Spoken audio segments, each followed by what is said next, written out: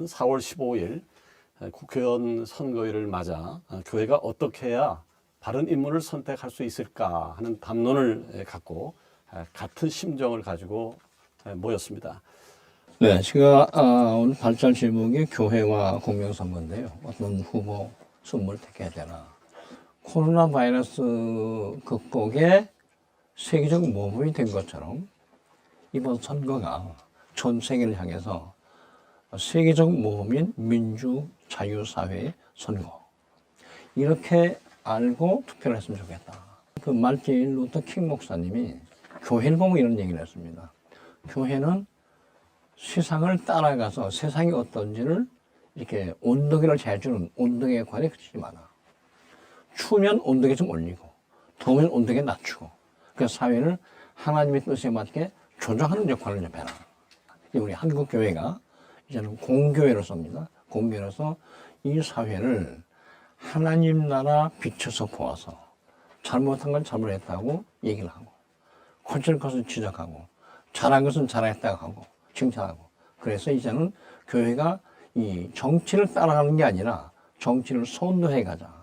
좀 더 신앙적으로 우리 민주의식을 가지고. 하나님 나라는 정의와 평화와 기쁨입니다. 정의와 평화가 이루어지는 이게 우리 말하는 민주사의 가장 근간인데 가장 잘 반영하는 그렇게 하면 우리는 하늘과 땅이 기뻐하는 기쁨을 누릴 수 있습니다. 그래서 하나님 나라 진리를 이 땅에 선포합시다. 어떻게 하면 하나님 나라 입장에서 공명하게 참여할 것이냐. 성경 말씀에요. 좌나 우로 치우치지 말고 이런 말씀이 나옵니다. 이게 우리 기독교가 가져야 할 핵심이라고 보는데 요수아가 가나안 땅을 장진할 때 우로나 좌로 자꾸 치우치자고 백성들이 말할 것이다.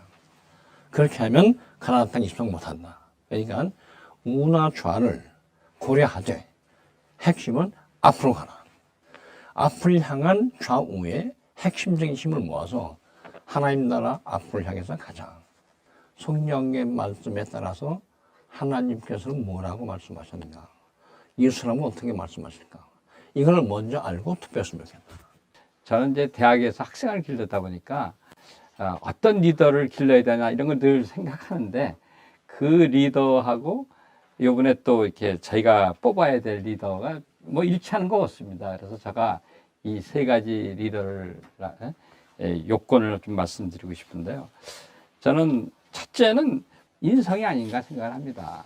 뭐 어떤 인성을 가져야 되는가 하는 걸 좀 제가 했는데 첫 번째는 역시 정직이 참 중요한 것 같다.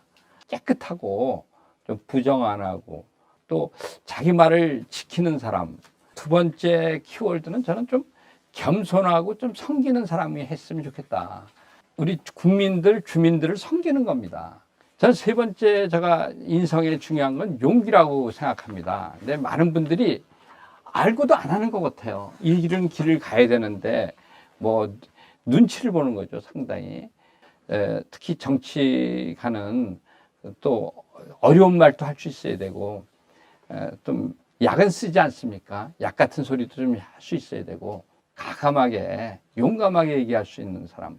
그래서 그 용감할 때 사실 정직도 나옵니다. 그래서 언행일치가 되고 두 번째 세 가지 요건 중에 두 번째 요건은 역시 성경적인 가치관을 섬길 수 있는 실천할 수 있는 지도자야 되겠다, 리더야 되겠다는 겁니다.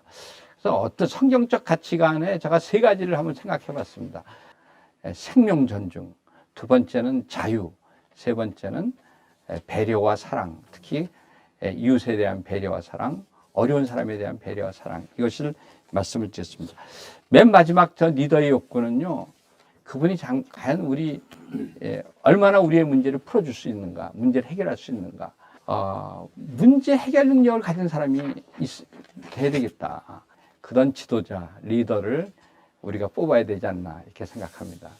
미래목회 포럼에서 한 가지 제안을 하려고 하는데 미래목회 포럼 대표이신 공영지 목사님께서 해 주시겠습니다.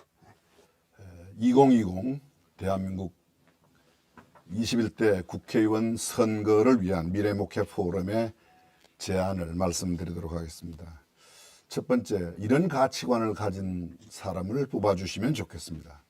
일반 분열과 다툼을 피하고 용서와 화해를 추구하는 후보를 선택해 주십시오.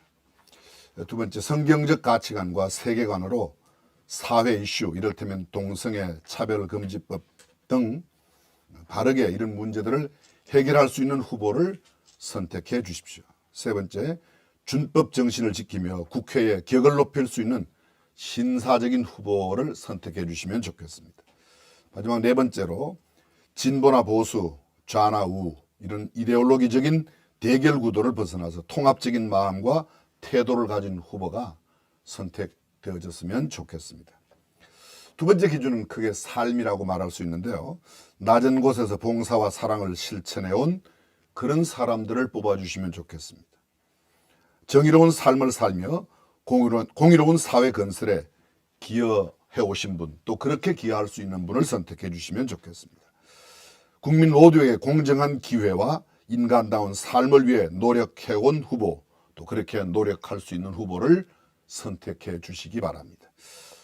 삶의 부분의 마지막으로, 법적으로나 윤리적으로 청렴한 사람, 정직한 사람, 깨끗한 사람, 그런 사람을 선택해 주십시오. 마지막엔 능력 있는 사람입니다. 실력 있는 사람, 나라와 국민의 안전을 책임질 수 있는 바른 국가관과 가치관을 가진 사람, 시대의 흐름에 민감해서 4차 산업혁명 시대에 국가 경쟁력을 갖출 수 있도록 준비할 수 있는 그런 사람을 선택해 주시면 좋겠습니다. 바른 역사의식으로 민족이 나아갈 길을 바르게 제시할 수 있는 그런 분, 그런 법을 만들 수 있는 국회의원이 선택되어졌으면 좋겠습니다. 끝으로, 선진 국가 경영을 위해 입법 활동을 제대로 하여 역사에 아름다운 흔적을 남길 수 있는 사람이 선택되기를 간절히 바랍니다. 이상으로 공명선거를 위한 미래목표 포럼의 제안을 간단하게 말씀드리고, 제 개인적으로 한 말씀만 더 드리고 싶은 내용이 있습니다. 우리가 누구를 선택한다는 것은 다른 모두를 포기한다는 뜻입니다. 이를테면 결혼할 때 한 여자를 택하고 한 남자를 택하면 다른 모든 사람들을 택하지 않는다는 것이죠. 근데 어떻게 누구를 택하였다면 적어도 그 택한 사람과의 삶을 살아감에 있어서는 최선을 다해서 세워주고 인정해줘야 되는데, 우리는 그렇지 않은 것 같아요. 무엇보다도 선거에 반드시 참여해야 됩니다. 사전선거도 있고 부재자 선거도 있고, 또 아니면 이미 부재자 선거는 끝났겠습니다만은 직접 선거 당일에 가서 선거해야 됩니다. 선거하지 않고 선거의 결과에 대해서 논하는 것은 자기의 의무를 하지 않고 책임을 묻는 것과 마찬가지이기 때문입니다. 선거 반드시 해야 됩니다. 부득이한 경우 참여 못하면 최소한 양심과 자기의 태도를 잘 지켜야 된다고 저는 그렇게 생각합니다. 임기를 좀 보장해주고, 그분이 할 때 내가 어떻게 하면 국민들이 뽑은, 나보다 더 많은 사람들이 세운 그 사람의 생각을 존중히 여길 줄 아는 그런 마음이 우리에게 꼭 필요하다는 생각을 갖습니다. 한마디 더 첨부해서 말씀드린다면, 이번 선거가 어쩌면 우리나라 역사에 그 어떤 때보다 가장 중요한 그런 선거가 되리라고 저는 예측하고 있습니다. 왜냐하면 사회에 떠도는 여러 가지 이야기와 사회에 돌아가는 상황들이 그동안 우리가 생각지도 못했던 일들이 많이 일어나고 있습니다. 특별히 이념적인 부분에서, 또 실제적인 삶에 있어서도 우리가 듣지 못했던 이야기를 듣고 있는데, 우리가 성경적인 가치, 조금 전 말씀하신 우리 발제하신 분과 또 패널로 참여하신 분들이 아주 지적하신 중요한 내용들을 기준해서 꼭 하나님의 마음에 합한 사람, 또 우리 대한민국에 꼭 필요한 사람, 미래를 책임지고 역사의 아름다운 흔적을 남길 수 있는 사람이 선택되기를 간절히 바랍니다. 감사합니다.